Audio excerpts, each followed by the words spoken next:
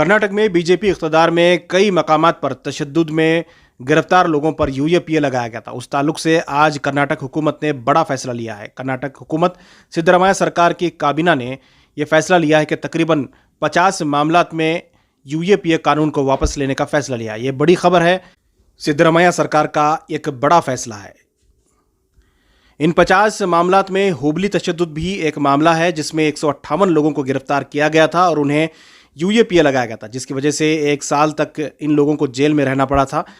हालांकि तकरीबन 158 लोगों को बेल मिल चुकी है, लेकिन यूएपीए से छुटकारा नहीं मिला था। आखिरकार कर्नाटक हुकूमत सिद्धरामैया सरकार ने यह फैसला लिया है।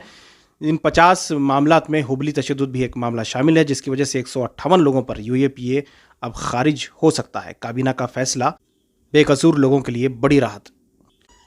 इस ताल्लुक से अंजुमन इस्लाम के सदर व साबिक वज़ीर अब्दुल हकीम इंडसगिरी, जो हमेशा इस केस में आगे रहे हैं, उन्होंने इस हुकूमत के फैसले पर खैर मकदम किया है, खुशी का इजहार किया है कि इसमें बेकसूर नौजवानों को राहत मिली है। आइए जानते हैं अब्दुल हकीम इंडसगिरी इस ताल्लुक से क्या कह रहे हैं। अस्सलाम वालेकुम रहमतुल्लाहि व बरकातहू।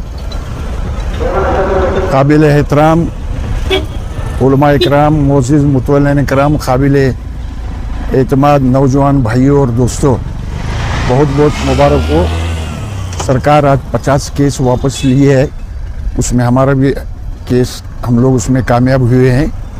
ये आपको इतला देते हुए मुझे बड़ी खुशी होती है। बहुत बहुत मुबारक हो। अस्सलाम वालेकुम।